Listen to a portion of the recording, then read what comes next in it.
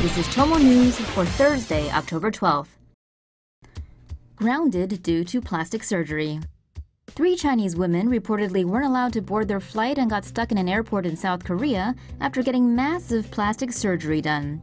The 3 Mulans looked like they just got out of a boxing match with swollen faces and lips and their heads wrapped in bandages. They were stopped by South Korean immigration officials. No, not for bad judgment, but for looking nothing like their passport photos. The picture of the 3 beasts was widely shared over knockoff Chinese social media platforms. It's become a thing over the past decade for insecure Chinese women to travel to South Korea to go under the knife so they can get transformed into ugly women who clearly look like they've gotten way too much work done. Chinese women in search of a new face visit South Korea using medical tourist visas. Almost 100,000 Chinese visited South Korea in 2016 to get things pumped up, sliced off, and reshaped. No word on what happened to the 3 women, but they're still in South Korea. Maybe they should think about some plastic surgery. Oh, wait.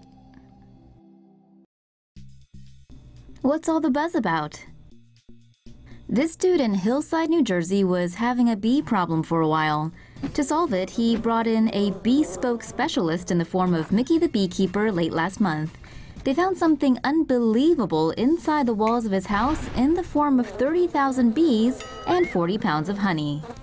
But these were the sorts of bugs you could not befriend. They're reportedly some mad aggro close to that of killer bees, which is such a buzzkill because look at all that honey. But that's besides the point. All 30,000 had to buzz off after being evicted from the house during a single night, but not before stinging the beekeeper nearly 40 times. They were relocated to a local church that lost its beehive in the summer. Now, how's that for a beautiful ending?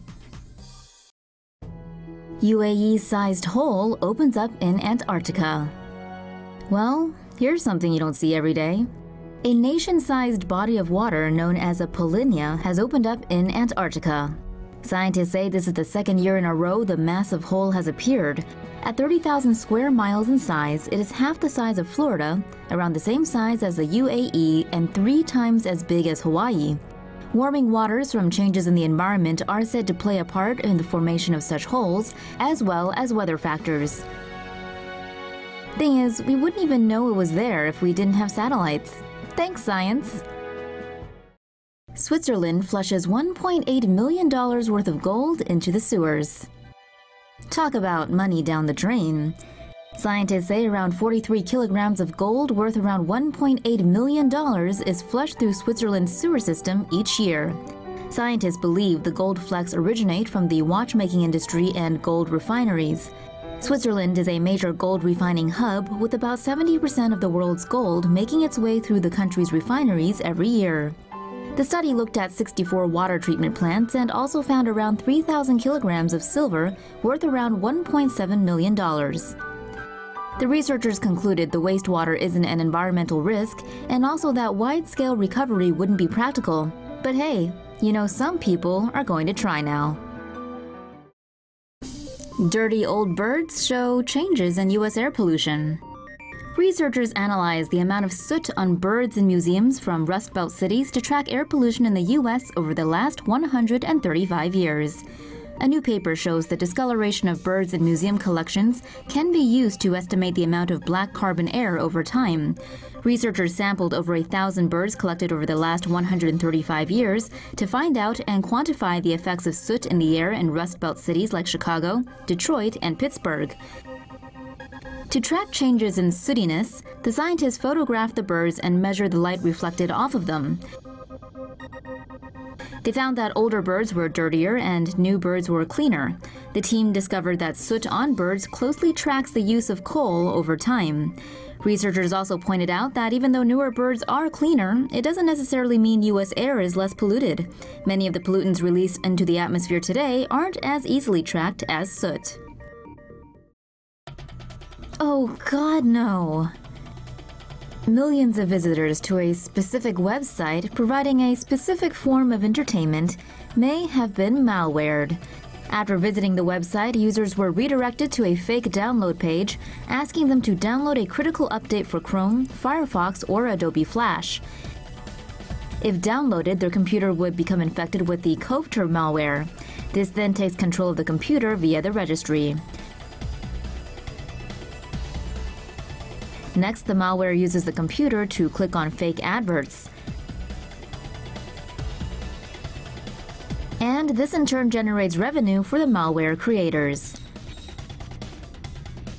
Once alerted to the malware, said website reportedly managed to fill in the holes. Soil released from carbon may heat planet even further. A 26-year-long soil study has unearthed something rather concerning. According to new research published in the journal Science, soil releases more carbon when heated to a certain point. In 1991, scientists placed heaters 10 centimeters under soil in the Harvard forest in Massachusetts. They artificially heated that area over 26 years. Scientists observed the heated soil release 17% more of its carbon content compared to unheated soil.